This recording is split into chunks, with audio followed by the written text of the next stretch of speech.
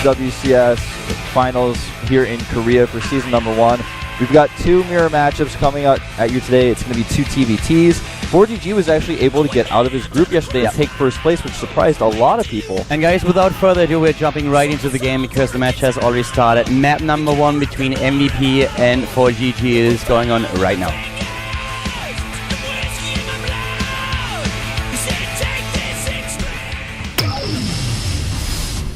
Starting to the top left of the map, we have for Team Millennium.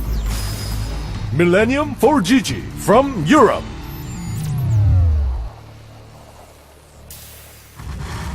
And starting to the bottom right of the map, his opponent.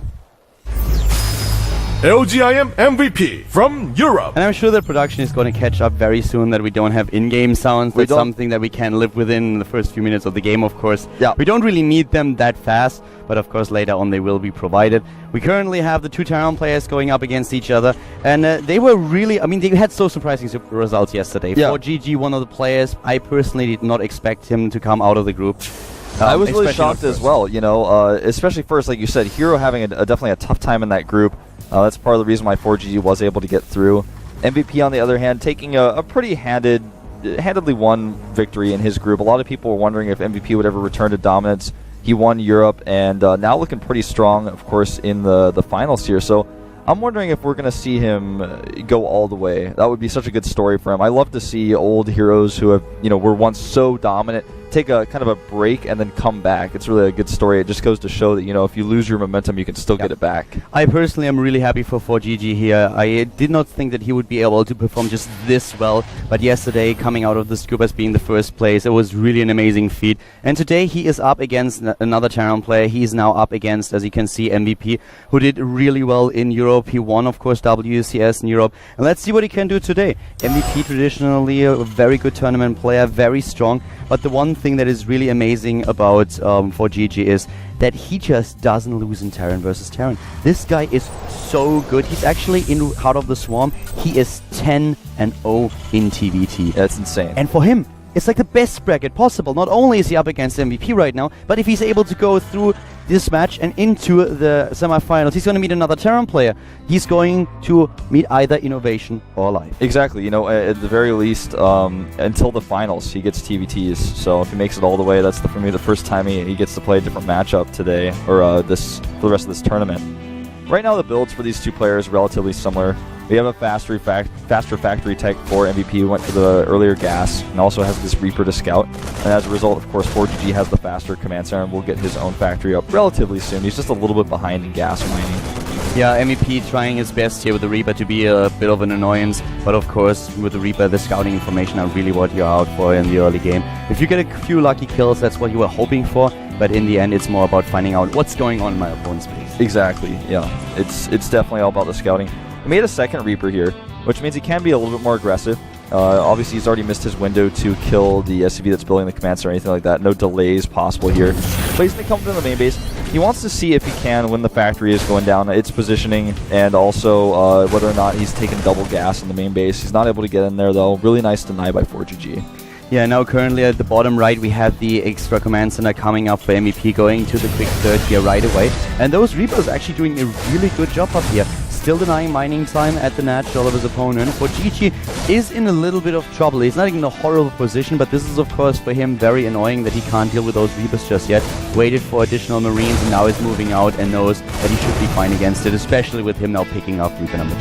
Yeah, pick off the second Reaper there, and right now we do have Hellbats on the way. This is something that MVP wants to know about because he's going for a riskier third command center, and knowing that your opponent's going to Hellbat drop you allows you to get in position to defend. He doesn't actually see the armory just yet. He will see it. Nice. This is such a perfect scout here for MVP. Also denies some of the build time on that starport. That's exactly what he needed to know here. He knows that at this point there is going to be a Hellbat drop being prepared against him, and of course the defense for him will be accordingly. He's going to play the more passive game anyways because of his earlier command center, the third that he's producing.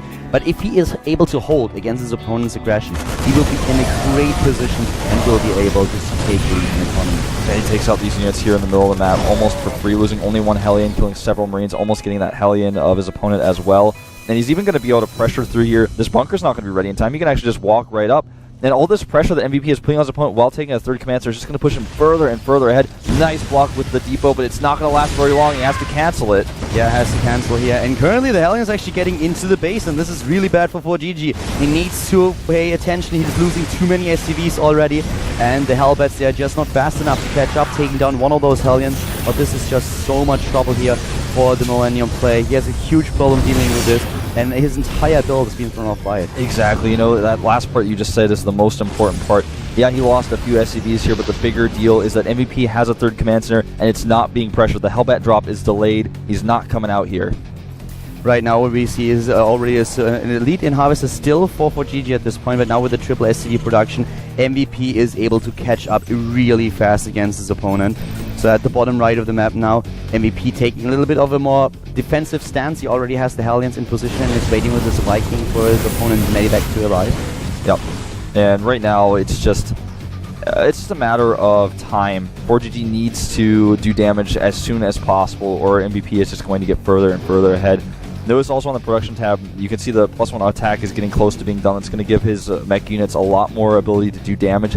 The engineering bay here, of course, just going to be for turrets, as it looks like 4GG is going to a complete mech composition here, 100%. At this point, the Medivac still not deciding to go into the main base, but 4GG is really going into the +1 attack upgrade. Nearly completed. Additional Hellbats are coming in. Then the turrets will give him so much safety, but for now, he's trying to boost in with both Medivacs at the same time. The first one already taken out, but we have Hellbats now in the main base of MVP, and immediately the pull on the SCV is able to save most of them. Yeah, really good pulls there by MVP, losing very little here overall. 4 workers killed in total, and the turret really helped me out of the natural. This Medivac will escape. Notice, though, that even though MVP has a third command center, because he hasn't powered up his production facilities as much, he's still very much down in supply, so he needs to actually move that command center over and add a few more production facilities. And even though he's had 3 command centers, he's 11 workers behind in total. He just has not been hitting his SCV production as smoothly as 4GG has. Yep, he is further and further falling behind here. This is by far 4GG's best matchup. This is the matchup that brought him here in the first place. He is really strong. He performed so well yesterday, also in his games, of course, against the other racers, against Hero of all people. And now we are currently in a situation where MVP really is struggling against his opponent. 4GG being the one who's calling the shots once again with a Hellbat in the main base of his opponent, but this time not too much damage done to the economy. Yeah, not too much done at all here, and I just, you know, even though he hasn't done damage, he's just still staying ahead in supply. It's kind of incredible. He's also ahead in upgrades, making 4 factories right now. So both players are going into mech, but 4GG just having the factories up faster, and you know, I really don't even fully understand how that's happening. I mean, MVP just must not be hitting his macro as well, just simply put, as 4GG is right now. Millennium player with another attempted drop going right into this missile turret. He doesn't really care about the Medivac here. He's dropping those Hellbats on top of his opponent's SCVs. And once again, MVP losing a few workers here. 8 in total killed so far by now. Not too many, but it's just the macro behind it that really gives 4GG lead to the combination of annoying his opponent, keeping him on his toes, and just forcing mistakes out of the LGIM turn. Yeah, very well said. And right now it's mostly Hellbats coming out for 4GG, whereas MVP has a contingency of both Hellbats and Hellions themselves. And Hellions, of course, if microed, can beat Hellbats. It's all about how the fight happens, and we've seen this just yesterday. Sometimes if you kite well, you can win the fight easily, but also there's the ability to just put the Hellbats inside of Medivacs, boost on top of the Hellions, drop behind, and then of course get those really, really good shots off. Currently what we see here is the third base now finally being placed down at the third base at the mineral line, and immediately they are trying to he's trying to saturate those bases that we basically currently see here. And let's find out if MVP is actually able to come back. We have him at 104 supply now at against 120. The harvester count, the gap is closing slowly but steadily. MVP trying to get into a better position now, but we have already 16 Hellbats for 4GG. His trademark style here once again coming through, and he is really pushing MVP's buttons now. Is getting ahead in overall supply and edging out those upgrades. Already on +2. The upgrade that MVP just started a few seconds ago. Yeah. 6 Hellbats at a time coming out for 4GG. He is really powering out with those minerals. All the mules he's been dropping. The third base he's had up for a while. And all the factories are built with the reactors. He has 22 Hellbats out in total, and he has the siege tank count advantage as well. The one thing that MVP has, of course, are those Hellions. And it's all about his micro here, whether or not he's going to hold this timing push that's coming out from 4GG. And to be quite frank, I just don't see him doing it. Right now we have him with 4 tanks. He will of course have a good position if he forces his opponent to attack into those tanks, but it's just such an overwhelming amount of army supply that we currently see here for the Millennium Terran player. He's at 95 against 78, doing a decent job scanning ahead, trying to find out about the position. Tanks are unsieged. And the tanks are unsieged completely. 4GG with the first siege up here, crushing through that bunker and the defense. We have the Hellions and the Hellbats at the front doing a lot of damage, and MVP is being pushed back here. He doesn't stand a chance in that battle. He does not stand a chance in the battle, but he does kill a lot of Harvesters. It's not enough. GG, he knows that 4GG is at his doorstep, and even though he killed some Harvesters, he's not going to be able to hold off the actual attack that's at his base. I mean, if you consider that this entire push was coming, you saw it earlier, it's kind of a huge oversight they didn't siege his tanks there. Yeah, definitely. He saw the scan also that was coming from 4GG, trying to test the waters a little bit and see what exactly is on top of that high ground to find out if he could attack into it. He gets the faster siege up and then just demolishes all the units at the front, namely the Hellions and also the bunker. Goes up with those Hellbats, pushes through, and just the entire tank line of MVP trying to siege up, not getting those shots off, being obliterated.